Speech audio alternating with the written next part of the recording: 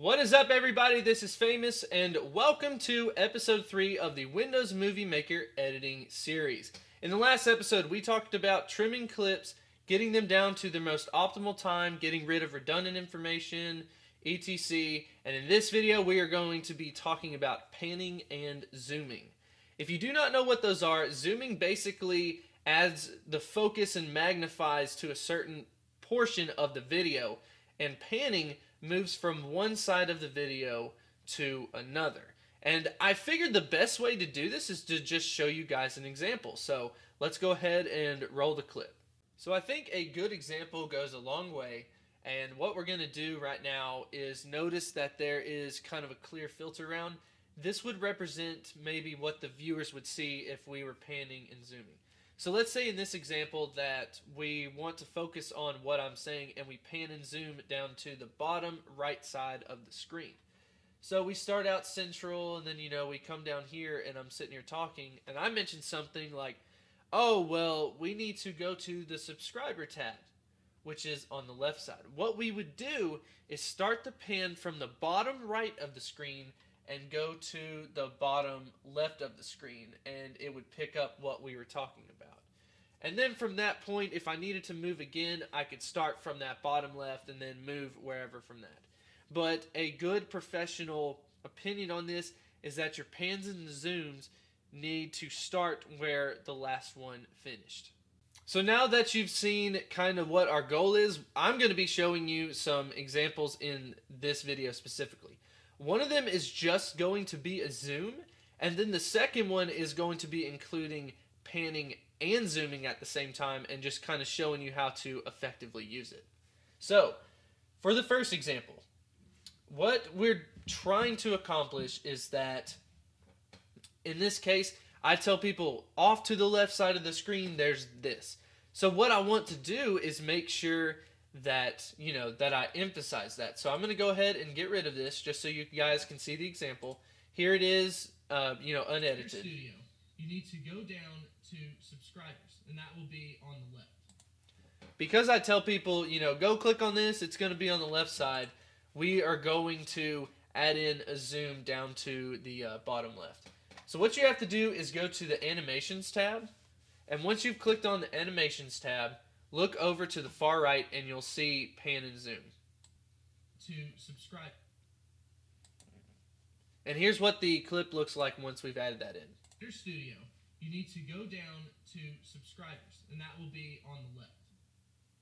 So as you can see, we created an emphasis. That was our goal. We wanted people to, know that, hey, well, here it is, and then we gave people an actual focus. So let's go ahead and get into example number 2. Before we get into this next example, I just want to let you guys know to be sure that you're constantly saving your project just in case Windows Movie Maker crashes. It loves to do that, and the worst feeling ever is when you're deep into an editing session and then something happens. So I am going to go ahead and save this before I do this. So in this clip, what we're going to do is we're going to zoom down and focus on me, and then we're going to move from the bottom right and pan over to the left. So let's go ahead and look at the raw footage before we actually do that. At the bottom, this is what you're going to need to look at. So I'm going ahead and I'm going to cut it because I know that the zoom is going to happen there, and then the pan is going to happen here.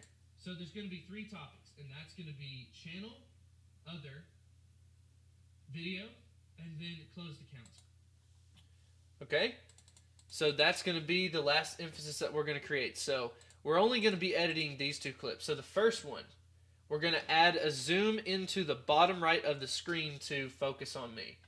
So animations once again, and the screen that we're going to pick is this one. At the bottom, as you can tell. But remember what I said, when you focus on panning and zooming and you're actually doing more than one combination, you want the next one to start where the last one finished.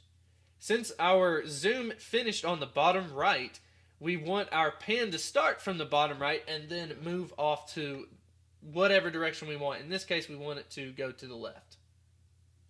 So we're going to go ahead and pull the menu down. And like I said, we want it to start from the left and then move So it there's right. going to be 3 topics, and that's going to be... I'm sorry, move it from the right to the left. So here's what the combination is going to look like. I'm going to go a little bit before it just so you can see the whole thing. 543 new subscribers. At the bottom, this is what you're going to need to look at. So there's going to be 3 topics, and that's going to be channel, other, video, and then closed accounts. Closed accounts is the simplest, so we'll do that.